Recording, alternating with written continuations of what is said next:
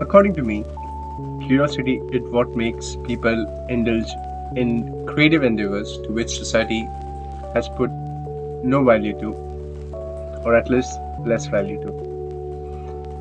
Talent is where status obsessed people, I think, tend to linger or pursue it. People rarely stick around to see artists like Beethoven in their inception time to make new notes on a piano with its flaws, but would rather stick around to see a talented individual play his notes excellently years later. But what it has to do with Mrbeast and YouTube? Well, I want to hypothesize that Mrbeast has perfected the new age television aspect of the YouTube and has been very successful in it. Well, YouTube as a platform, when created in 2005, was very simple video sharing platform. And the very first video was from the founder, Javed Karim, titled Me at the Zoo, which was a very casual video, just casually strolling around and showing the surroundings during his visit at the zoo. And from then on, people started posting videos, sometime of TV clips, sometime uploading goofy videos from their bedroom in a video quality that was no higher than 480p. I will not go into the history of YouTube in this video. There are much better videos on YouTube explaining the history of YouTube, and they explain much better than me. The popular consensus is that YouTube is a video sharing platform, but in my opinion, it's more likely a town hall with unknown faces who share their views about the given topic, which in this case is any video. Take the example of an accidental funny guy on YouTube called Gary Prosloma and his viral video Numa Numa. You will see comments like this.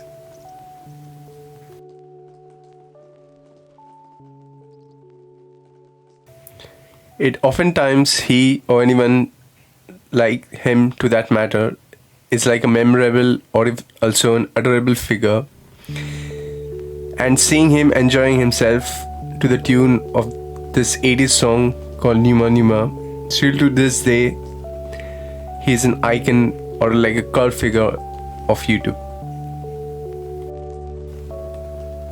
But on the other hand, on the Mrbeast video, there are comments like these.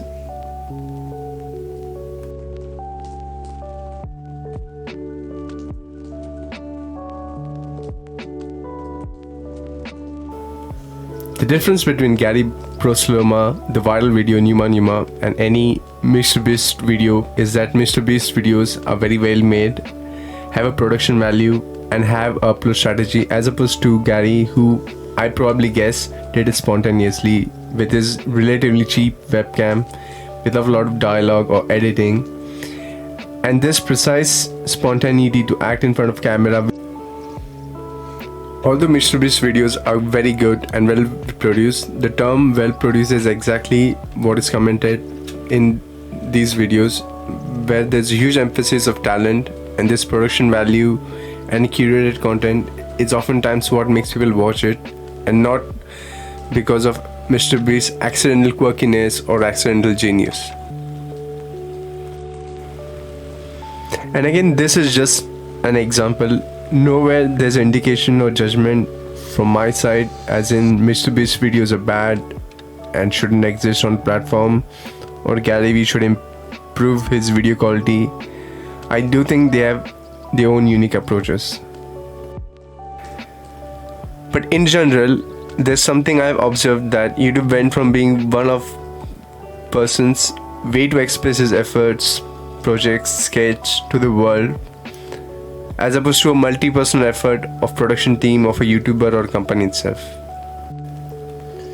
What YouTube was a creative outlet of an individual turned into a new form of television outlet for different television channels and other team to be based on a YouTube channel. Even in the certain cases like Smosh or MKBHD, where they started as a one-man team as Marcus Brown in MKHD, or a two-man team in case of Ian or Anthony in Smosh. Although Smosh or College Humor was like a fire spark that made YouTube into a planned process or something that needed production, but still, it was still a small amateur production. I think we can see some shifts in the following chart.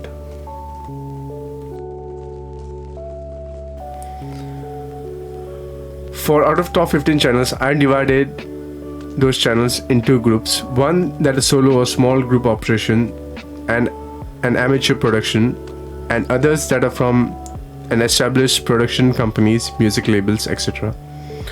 Now there might be inaccuracies in the chart, and I'm sorry for that, but one thing that is clearly noticeable that in the initial years of YouTube, they were dominated by people with perhaps a video camera in their room and set of ideas and skit, which had an amateur quality to it. But over these years, YouTube channels for musicians and music labels, other production companies, content farms, where the video production isn't handled by one guy from his room or with a group of friends from the neighborhood. One reason for this change might be influenced by the growth of YouTube from growing amongst the internet youth of that time to now the general audience. Internet accessibility became somewhat accessible to a large group of people, and eventually I think YouTube realized to cater to this new demographic. But the thing is, the demographic was on traditional cable, where the content they consume were very well curated, very well produced, less amateurish, non-offensive, less innovative, less community driven, all like someone you can relate aspects to the videos were now being a base of celebrity and with a fan dynamic. Something about YouTube these days, after removal of like button, censorship based on vague interpretation of community guidelines, YouTube has now become television.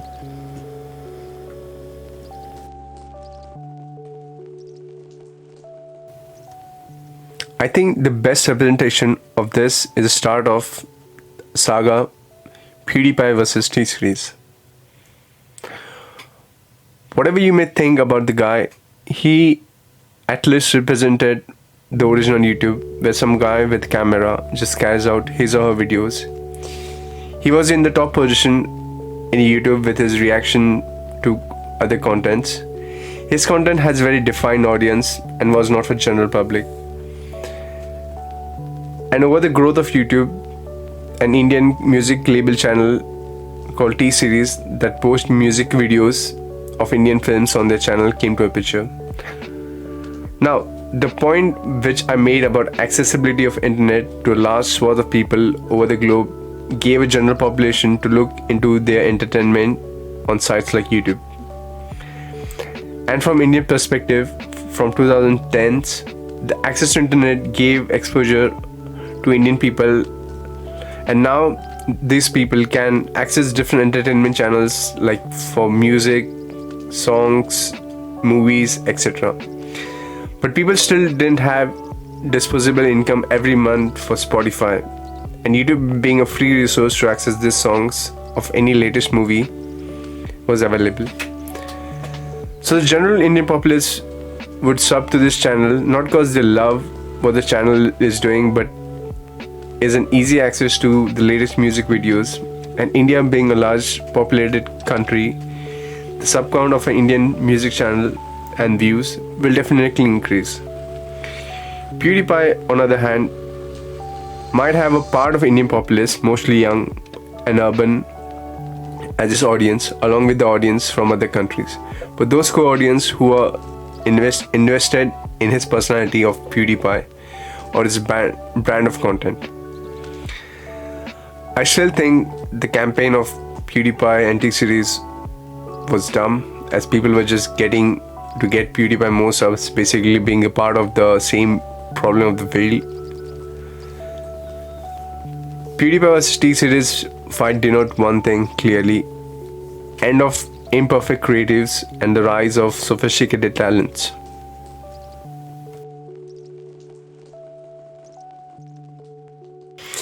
Casey Neistat uploaded his first YouTube video on February 17, 2010 about when to use the emergency brake cord on train cars. in a New York City subway. But an important note that might be overlooked in 2001 is that Neistat and his brother Van began working with the artist Tom Sachs, ultimately making a series of films which details on why often his videos were sophisticated that perhaps even other well-established YouTubers of that time couldn't match it. I watched his videos from time to time. I was dazzled by any of the videos I watched about him, but that's kind of the point. The time that guy with just video camera in his house are not enough, but a multi-person crew or even an individual with good enough money to buy good camera lighting suddenly became an important factor. Also, something I think that played a role is location. So if a YouTuber is vlogging in New York City is more appealing than a guy somewhere in Hanoi or somewhere in Mumbai for an international audience. So now the new YouTuber will have to make more effort, time to make his or her unique view or video reach to his or her audience, given the low effort of initial videos will be in a sea of well-produced videos.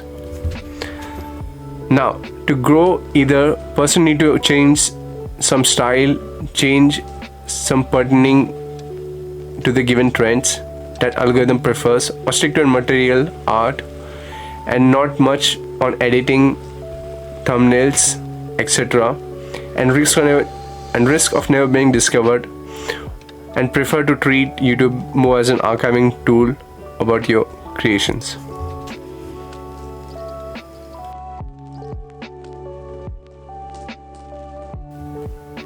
I can't pinpoint, but since 2015, on the trajectory of YouTube went from just some random guy or group of guys trying to do some creative outlets on the platform to being a production-based YouTube in which are not necessarily innovative in terms of ideas, but are well-curated, flashy, data-driven, attention-grabbing videos. Mrbeast and many others, no doubt, have worked hard on his or her videos, but the videos are well thought and well produced and something like a television show. And that is something that has happened to YouTube that has now departed from personality-based or creative or funny aspect of the YouTube videos, where there is a fan base for that person himself or that group of community itself. Like fans of Filthy Frank viewers were and are there for him. There's no replacement of Filthy Frank, but the people who do reality TV shows on YouTube are often forgettable and replaceable, just like any other reality TV shows.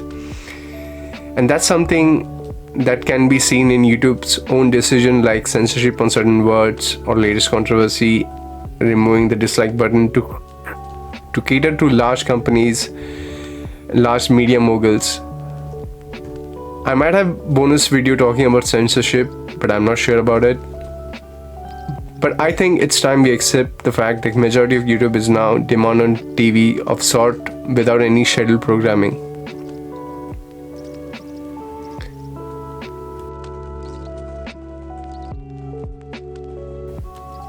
Who's at fault?